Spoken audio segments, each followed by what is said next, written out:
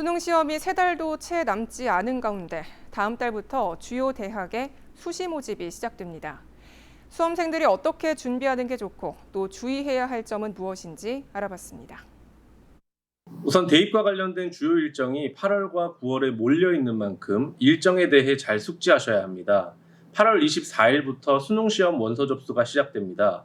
원서 접수가 끝나면 선택 과목을 수정할 수 없기 때문에 아직 선택 과목을 결정하지 못한 수험생들은 서둘러 결정을 해야 합니다. 9월 6일 실시되는 교육과정평가원 주간 모의고사는 올해 킬러 문항 삭제를 통해 공교육을 정상화하겠다는 정부의 지침이 처음으로 반영된 시험입니다.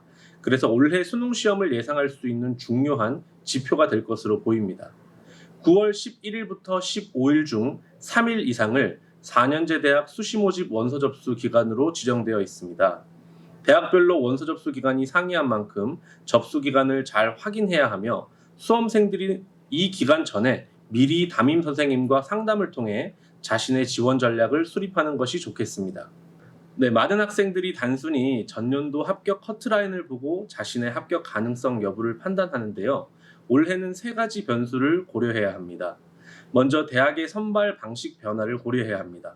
학생 수 감소나 대학에 진학한 후에 수도권으로 이탈하는 학생을 줄이고자 수능 시험을 위주로 하는 정시 모집 인원을 큰 폭으로 줄인 대학들이 많이 있습니다. 대표적으로 경북대의 경우 올해부터 수시 모집에서 80% 이상을 선발하고 있고 안동대의 경우 15명만을 정시에서 선발하겠다고 예고해 놓은 상태입니다. 뿐만 아니라 첨단 분야 모집 인원 증가, 수능 최저학력 기준의 완화, 내신 성적 산출 방식의 변화와 같은 합격 커트라인에 직접적인 영향을 끼칠 수 있는 변수를 미리 숙지하시고 지원 전략을 수립해야 합니다.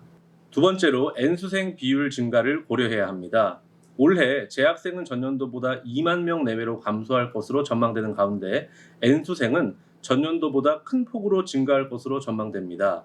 메디컬 계열 학과에 대한 높은 관심, 첨단 분야 공대에 2,000명 이상의 증원, 그리고 자기소개서와 같은 대입 전형 서류의 간소화와 더불어 킬러 문항 없는 수능 시험이라는 인식이 반수생들을 유입시키는 요인으로 자리매김하고 있습니다.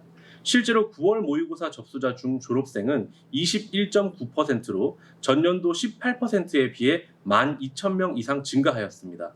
따라서 수험생들은 이러한 재수생 변수를 고려하여 수시에서 리스크를 분산할 수 있도록 지원 전략을 수립해야 합니다. 세 번째로 대학별 고사 일정 확인입니다. 수시 원서 접수가 마무리된 9월 16일부터 12월 14일까지 90일 동안 수시 모집과 관련된 대학별 고사가 진행됩니다. 그런데 학생들이 면접이나 논술 시험 등 대학별 고사 일정이 겹치는 경우를 확인하지 않아서 1차 합격을 하고도 대학별 고사에 참석하지 못하는 경우가 해마다 발견됩니다. 또한 수능 시험 직전이나 직후에 대학별 고사를 운영하는 대학의 경우 대학별 고사의 결과가 수능 시험에 집중해야 할 학생들에게 영향을 끼치는 경우도 있습니다.